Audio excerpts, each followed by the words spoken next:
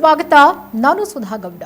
ಭಗವದ್ಗೀತೆಯನ್ನ ಪಠ್ಯ ಪುಸ್ತಕಕ್ಕೆ ಸೇರಿಸಬೇಕು ಅನ್ನುವಂತ ಹೇಳಿಕೆ ವಿಚಾರಕ್ಕೆ ಸಂಬಂಧಪಟ್ಟಂತೆ ಕುಮಾರಸ್ವಾಮಿ ಅವರ ಹೇಳಿಕೆ ವಿಚಾರಕ್ಕೆ ಸಂಬಂಧಪಟ್ಟಂತೆ ಸಿಎಂ ಸಚಿವ ಮಹದೇವಪ್ಪ ವಿರುದ್ಧ ಕುಮಾರಸ್ವಾಮಿ ಇದೀಗ ಕಿಡಿಕಾರಿದ್ದಾರೆ.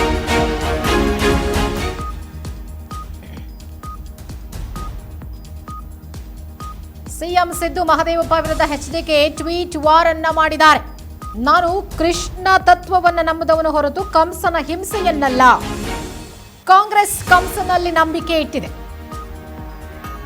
ನನ್ನನ್ನ ಮನುವಾದಿ ಅಂತ ಹೇಳಿ ಮುಖ್ಯಮಂತ್ರಿ ಹೇಳಿದ್ದಾರೆ. ಸೈದ್ಧಾಂತಿಕ ಅಧಪತನ ಅಂತ ತಾಳ ಹಾಕಿದ್ದಾರೆ ಸಚಿವ ಮಹದೇವಪ್ಪ. ಇವರಿಬ್ರು ಶಾಲಾ ಮಕ್ಕಳಿಗೆ ಏನು ಬೋಧಿಸ್ತಾರೆ ಅನ್ನೋದನ್ನ ಹೇಳಿ ಟ್ವೀಟ್ ಮೂಲಕ ಕಿಡಿಕಾರಿದ್ದಾರೆ ಕೇಂದ್ರ ಸಚಿವ ಕುಮಾರಸ್ವಾಮಿ. ಬುದ್ಧಿಗೇಡಿತನಕ್ಕೂ ಮಿತಿ ಬೇಡವೇ? ಭಗವದ್ಗೀತೆ ಜಗದ ಬೆಳಕು. ಬಹುಶಃ ಮಹದೇವಪ್ಪನವರಿಗೆ ಭಗವದ್ಗೀತೆಯ ಸಾರ ಗೊತ್ತಿಲ್ಲ. ಇವತ್ತು ಭಾರತದ ರಾಜನೀತಿ ನಿಂತಿರೋದೇ ಕೃಷ್ಣ ತತ್ವದ ಮೇಲೆ. ನಿಮ್ಮನ್ನ ಅಜ್ಞಾನಿ ಅನ್ನೋದು ನನಗೆ ಇಷ್ಟ ಇಲ್ಲ.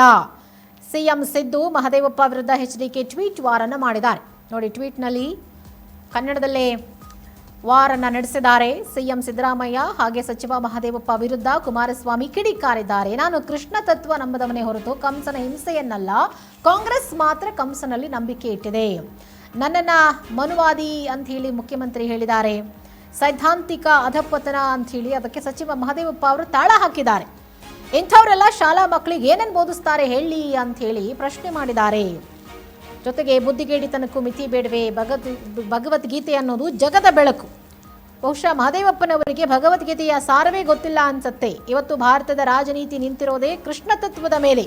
ನಿಮ್ಮನ್ನ ಅಜ್ಞಾನಿ ಅನ್ನೋದು ಕೂಡ ನನಗಿಷ್ಟ ಇಲ್ಲ ಅಂತ ಹೇಳಿ ಸಿಎಂ ಸಿದ್ದರಾಮಯ್ಯ ಹಾಗೆ ಮಹದೇವಪ್ಪ ವಿರುದ್ಧ ಎಚ್ಡಿಕೆ ಟ್ವೀಟ್ ಮಾಡಿ ತಮ್ಮ ಆಕ್ರೋಶವನ್ನ ವ್ಯಕ್ತಪಡಿಸಿದ್ದಾರೆ.